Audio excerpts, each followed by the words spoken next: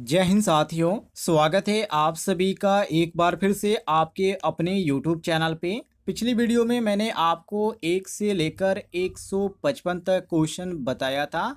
यदि आपने पिछली वीडियो नहीं देखी है तो चैनल पे अपलोड है, वहां से आप देख सकते हैं। बिल्कुल आपको ऑब्जेक्टिव टाइप के क्वेश्चन देखने को मिलेंगे। ITI फर्स्ट ईयर एग्जाम में जिस तरह के क्वेश्चन पूछे जाते हैं उस तरह के आपको क्वेश्चन देखने को मिलेंगे। तो चलिए आज का क्वेश्चन स्टार्ट करते हैं क्वेश्चन नंबर 155 से। और मैं आपको बता दूं, ये इलेक्ट्रीशियन ITI फर्स्ट ईयर का क्वेश्चन है। पहला क्वेश्चन में पूछा जा रहा है कि घरेलू सर्किट में अर्थिंग का रंग कोड क्या होता है। ए ऑप्शन दिया गया है नीला। तो आपको बता दें साथियों, ये ऑप्शन बिल्कुल गलत है। गलत यहाँ पर हम इसलिए कहेंगे क्योंकि नीला जो वायर होता है वो न्यूट्रल के लिए होता है और हमसे यहाँ पे अर्थिंग के बारे में पूछा जा रहा है, तो हम यहाँ पे पहला ऑप्शन गलत मारेंगे। और बी ऑप्शन दिया गया है काला। तो काला जो वायर है इसका भी उपयोग कभी कभी न्यूट्रल वायर के लिए ही किया जाता है, तो ये भी ऑप्शन आपका गलत है। और सी ऑप्शन दिया गया हरा या हरा पीला। तो आपको बता दें ये आपका सही हो जाएगा क्वेश्चन के अनुसार, क्योंकि अर्थ वायर के लिए जो अंतर्राष्ट्रीय मानक है उसके अनुसार हरा और हरा पीला होता है। तो ये आपका सही हो जाता है ऑप्शन नंबर सी। और डी ऑप्शन दिया गया लाल। तो लाल का तो आप जानते ही हैं, लाल जो वायर होता है वो फेज के लिए होता है, तो ये भी हमारा क्वेश्चन के अनुसार गलत हो जाता है। क्लियर हो गया साथियों, यहाँ पे आपका सी ऑप्शन सही हो जाएगा। आगे देखिए क्वेश्चन नंबर 156 को, थोड़ा सा यहाँ पे छोटा में ये हो गया है। अब इसमें देखिए पूछा जा रहा है कि वोल्ट मीटर का उपयोग किसके मापन के लिए किया जाता है, मतलब क्या चीज़ मापने के लिए आप वोल्ट मीटर का प्रयोग करते हैं। तो जाहिर सी बात है, वोल्टेज को जब मापना होता है तो उस समय हम क्या करते हैं, वोल्ट मीटर का प्रयोग करते हैं। और यहाँ पे वोल्टेज जो आपको देखने को मिलता है ऑप्शन नंबर बी में देखने को मिल रहा है कि वोल्टेज का प्रयोग वोल्टेज मापने के लिए किया जाता, सॉरी वोल्ट मीटर का प्रयोग वोल्टेज मापने के लिए किया जाता है। और यहाँ पे ए ऑप्शन दिया गया करंट। तो करंट के लिए तो हम एम्पियर मीटर का प्रयोग करते हैं। और यहाँ पे रेजिस्टेंस दिया गया सी ऑप्शन। तो रेजिस्टेंस के लिए हम ओम मीटर का प्रयोग करते हैं। और पावर दिया गया है तो पावर के लिए वाट मीटर का प्रयोग किया जाता है। तो हमारा क्वेश्चन के अनुसार यहाँ पे बी ऑप्शन सही हो जाता है, मिला लीजिएगा। आगे बढ़ते हैं अगले सवाल को देखिए। आगे सवाल में पूछा जा रहा है कि एम्पियर मीटर को सर्किट में कैसे जोड़ा जाता है। Question number 57। यहाँ पे ए ऑप्शन दिया गया समानांतर में। तो ये आपका पहला ही ऑप्शन गलत है, क्योंकि साथियों जो वोल्ट मीटर होता है उसको हम समानांतर में जोड़ते हैं, एम्पियर मीटर को नहीं जोड़ते हैं। तो ये आपका गलत है। और बी ऑप्शन दिया गया तिरछे। तो ये तो आपका ऐसे ही गलत है। और सी ऑप्शन दिया गया श्रेणी और सीरीज में। तो ये आपका सही हो जाता है क्वेश्चन के अनुसार, क्योंकि एम्पियर मीटर को सर्किट में हमेशा सीरीज में ही जोड़ा जाता है ताकि पूरा करंट उसमें से गुजरे। तो हम यहाँ पे सी ऑप्शन करेक्ट आंसर मारेंगे। और डी ऑप्शन देंगे दोनों तरीके से। तो ये दोनों तरीके से नहीं होता है, तो ये अभी हमारा गलत हो जाता है। सही ऑप्शन होगा option number C, correct answer. आगे बढ़ते हैं अगले सवाल को देखिए। अगले सवाल में पूछा जा रहा है मल्टीमीटर द्वारा क्या मापा जा सकता है, मतलब मल्टीमीटर आपके पास है तो आप उसके द्वारा क्या माप सकते हैं। तो पिछली भी वीडियो में मैंने आपको बताया था कि मल्टीमीटर एक ऐसा उपकरण है जो आप उसके द्वारा करंट भी माप सकते हैं, रेजिस्टेंस भी माप सकते हैं, वोल्टेज भी माप सकते हैं। बाकी वोल्टेज तो आप वोल्ट मीटर के द्वारा माप ही सकते हैं, लेकिन जो आपका मल्टीमीटर होता है इसके द्वारा आप तीनों चीज़ों को एक साथ माप सकते हैं, कोई भी दिक्कत नहीं है। तो यहाँ पे साथियों जो हमारा सही हो जाता है option number D, voltage current और रेजिस्टेंस। डी ऑप्शन हमारा सही हो जाएगा। ये क्वेश्चन रिपीट हुआ है जो कि पिछली भी वीडियो में मैंने आपको बताया था, इस क्वेश्चन को ध्यान रखिएगा। चलिए आगे देखते हैं अगले सवाल को। अगले सवाल में पूछा जा रहा है एक इंसुलेशन टेस्टर का उपयोग किया जाता है, मतलब एक इंसुलेशन टेस्टर का प्रयोग आप कहाँ पे करते हैं, ये भी क्वेश्चन आपका इम्पोर्टेंट है। तो देखिए इसका जो उपयोग किया जाता है, जो इंसुलेशन होता है उसकी गुणवत्ता को जांचने के लिए प्रयोग किया जाता है। और जो आपको सही ऑप्शन देखने को मिल रहा है वो ऑप्शन नंबर सी। बाकी यहाँ पे ए ऑप्शन दिया गया मोटर चालू करने के लिए। तो ये आपका ए ऑप्शन बिल्कुल गलत है, क्योंकि मोटर चालू करने के लिए इसका कोई भी उपयोग नहीं किया जाता है।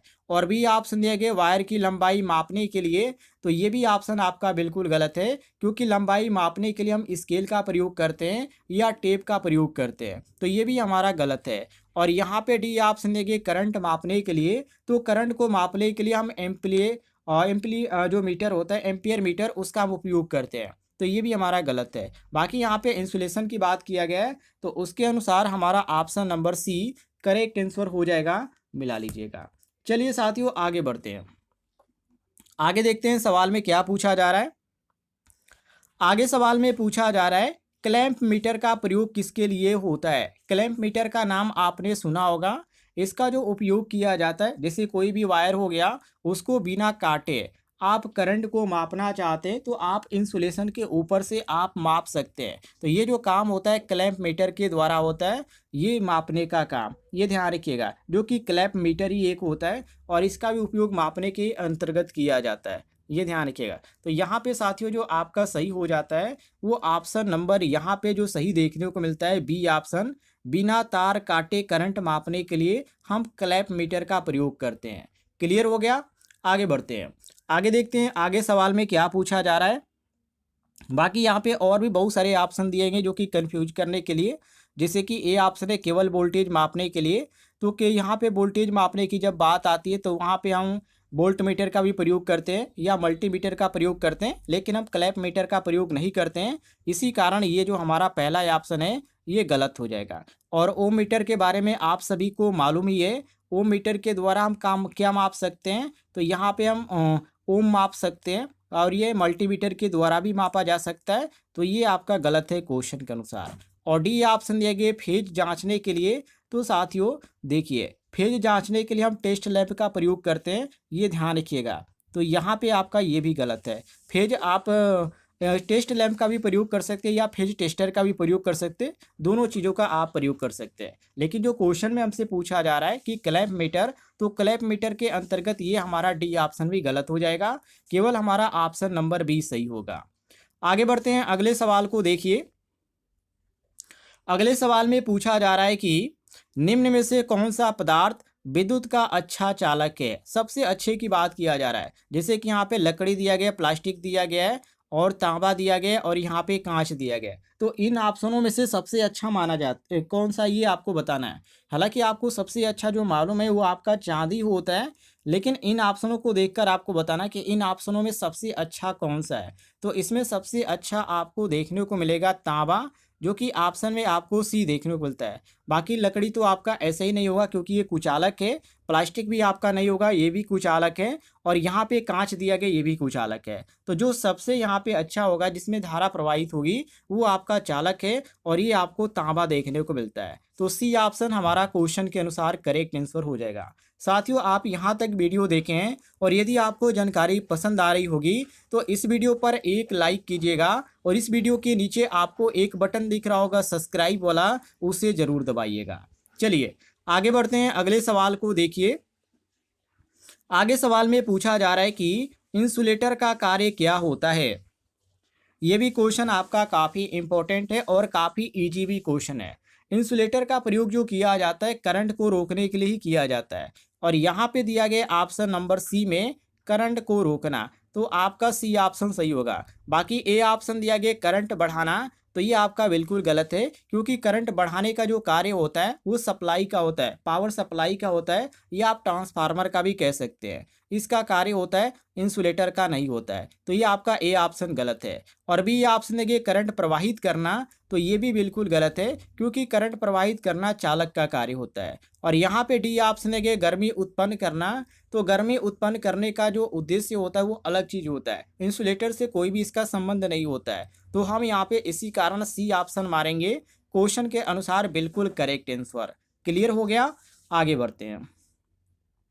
आगे सवाल में पूछा जा रहा है कि निम्न में से कौन सा कुचालक अर्थात इंसुलेटर है। जैसे कि ए ऑप्शन दिया गया लोहा, तो ये आपका ए ऑप्शन जो दिया गया लोहा, यही आपका बिल्कुल गलत हो जाता है, क्योंकि साथियों लोहा जो है चालक है और हमसे यहाँ पे कुचालक की बात किया गया है। और एल्युमिनियम भी क्या है, ये भी आपका चालक ही है। और यहाँ पे दिया गया रबड़, तो ये आपका बिल्कुल गलत हो जाएगा, क्योंकि रबड़ जो है एक कुचालक होता है जो कि विद्युत धारा को ये आपका प्रवाहित होने नहीं देता है। तो हम यहाँ पे इसको क्वेश्चन के अनुसार बिल्कुल सही मारेंगे, क्योंकि क्वेश्चन में हमसे यहाँ पे कुचालक की बात किया गया है, ये आप ध्यान रखिएगा। तो हमारा सी ऑप्शन क्वेश्चन के अनुसार सही हो जाता है। काफ़ी अच्छा क्वेश्चन मैंने यहाँ पे कवर किया है, जो कि काफ़ी इजी क्वेश्चन है, लेकिन परीक्षा के लिए काफ़ी इंपॉर्टेंट है। क्योंकि आईटीआई फर्स्ट ईयर के जितने भी छात्र हैं, उनको बहुत ही आसान सवाल देखने को मिलेगा, लेकिन ऑप्शन आपको कन्फ्यूजन टाइप के देखने को मिलेंगे। तो इसलिए सारे ऑप्शनों को और क्वेश्चनों को ध्यान से पढ़ते चलिएगा। आगे बढ़ते हैं, अगले सवाल को देखिए। आगे पूछा जा रहा है कि तांबे की तुलना में एल्युमिनियम की चालकता क्या होती है? अधिक होती है, जैसे कि ए ऑप्शन दिया गया अधिक होती है, तो ये आपका पहला ही ऑप्शन गलत हो जाएगा। गलत हम इसलिए मारेंगे क्योंकि एल्युमिनियम की जो चालकता होती है वो तांबे से कम होती है, तो ये आपका गलत है। और यहाँ पे भी ऑप्शन दिया गया बराबर होती है, तो ये भी बिल्कुल गलत है, क्योंकि दोनों की चालकता बराबर नहीं होती है। और यहाँ पे सी ऑप्शन दिया गया कम होती है, तो ये बिल्कुल सही है, क्योंकि तांबा बेहतर कंडक्टर माना जाता है और तारों में इसका उपयोग ज़्यादातर किया जाता है। तो हम यहाँ पे सी ऑप्शन करेक्ट आंसर मारेंगे। और डी ऑप्शन दिया गया कुछ भी नहीं कहा जा सकता, तो ये तो आपका ऐसे ही गलत है। आगे बढ़ते हैं, अगले सवाल को देखिए। आगे सवाल में पूछा जा रहा है कि विद्युत उपकरणों को सुरक्षित रखने के लिए उनके तारों और किस प्रकार की सामग्री का उपयोग किया जाता है? वेरी वेरी इंपॉर्टेंट क्वेश्चन है। तो इसमें उपयोग किया जाता है कुचालक का। कुचालक का इसलिए उपयोग किया जाता है ताकि शॉर्ट सर्किट ना हो सके। तो कुचालक के रूप में हम प्लास्टिक का उपयोग करते हैं या रबड़ का उपयोग कर सकते हैं, ये ध्यान रखिएगा। ये आप इसका उपयोग कर सकते हैं। तो ये आपका सी ऑप्शन बिल्कुल करेक्ट आंसर है। क्लियर है साथियों? तो ये सुरक्षित के लिए हम कुचालक का उपयोग करते हैं ताकि हमें झटका ना लगे, करंट ना लगे, उससे बचने के लिए। आगे बढ़ते हैं। आगे सवाल में क्या पूछा जा रहा है? तो अगले सवाल में पूछा जा रहा है डीसी का फुल फॉर्म क्या है? काफ़ी इजी क्वेश्चन है, सबको मालूम होना चाहिए। डीसी का फुल फॉर्म क्या होता है? डायरेक्ट करंट होता है। तो यहाँ पे आपको देखने को मिलता है option number A, direct current. इसका मतलब ये हुआ कि जो करंट है, डीसी करंट, ये दिशा हमेशा क्या होता है, एक तरफ ही इसमें करंट प्रवाहित होता है, ये ध्यान रखिएगा। और यहाँ पे ड्यूल करंट है, जो कि ये तो आपका बिल्कुल गलत है, जो कि यहाँ पे इसका पूरा नाम है ही नहीं ये। तो ये आपका सभी ऑप्शन गलत है, केवल ए ऑप्शन आपका सही हो जाएगा। अगले सवाल की ओर बढ़ते हैं। आगे सवाल में पूछा जा रहा है एसी में करंट की दिशा कितनी बार प्रति सेकंड बदलती है यदि फ्रीक्वेंसी 50 हर्ट्ज हो? तो ये क्वेश्चन आपका काफ़ी इंपॉर्टेंट है। तो 2 गुणे आप फ्रीक्वेंसी कर दीजिए तो आपका 100 बार आ जाएगा। तो ये आपका यहाँ पे सी ऑप्शन करेक्ट आंसर हो जाएगा। देखिए, जितना यहाँ पे बदलने की बात किया जा रहा है, उसमें आप क्या कर दे, जितनी फ्रीक्वेंसी दिया गया उसमें आप क्या कर दे, 2 से यहाँ पे गुणा कर दीजिए, उतना आपका आ जाएगा आंसर। तो ये आपका दिया गया 50 है हर्ट्ज, तो हम 50 गुणे क्या कर देंगे, 2 कर देंगे, तो ये आपका हो जाएगा 100 बार। क्लियर हो गया? ये आपका ऑप्शन नंबर सी जो दिया गया है, ये बिल्कुल करेक्ट आंसर हो जाएगा। अगले क्वेश्चन को देखते हैं। आगे पूछा जा रहा है डीसी सर्किट में करंट की दिशा। तो डीसी सर्किट में जो करंट की दिशा होती है एक समान बहती है, मतलब कि डीसी करंट की जो दिशा होती है हमेशा एक समान होती है, स्थिर करंट होती है। तो हम यहाँ पे कह सकते हैं कि जो ऑप्शन में हमें सही देखने को मिलता है, ऑप्शन नंबर बी, एक समान रहती है, ये हमारा सही ऑप्शन हो जाता है। क्लियर हो गया? आगे बढ़ते हैं। अगले सवाल में पूछा जा रहा है एक सी सिग्नल को किस यंत्र की सहायता से स्थिर सिग्नल में बदला जाता है? वेरी वेरी इंपॉर्टेंट क्वेश्चन है। ये बदलने की बात किया जा रहा है। तो ये जो बदला जाता है एसी सिग्नल को यहाँ पर वो डीसी सिग्नल में, तो ये रेक्टिफायर के द्वारा किया जाता है, क्योंकि रेक्टिफायर ही एक ऐसा यंत्र है जो एसी को डीसी में बदलता है। और ये आपको देखने को मिलता है ऑप्शन नंबर बी, बिल्कुल सही आंसर। बाकी ट्रांसफार्मर के बारे में आप जानते हैं, वोल्टेज के बारे संबंध ये रखता है, वोल्टेज को घटाने बढ़ाने का काम करता है।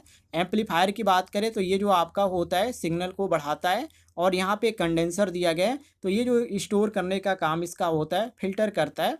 तो ये आपका अलग चीज़ है। यहाँ पे क्वेश्चन के अनुसार हमारा option number B correct answer हो जाएगा।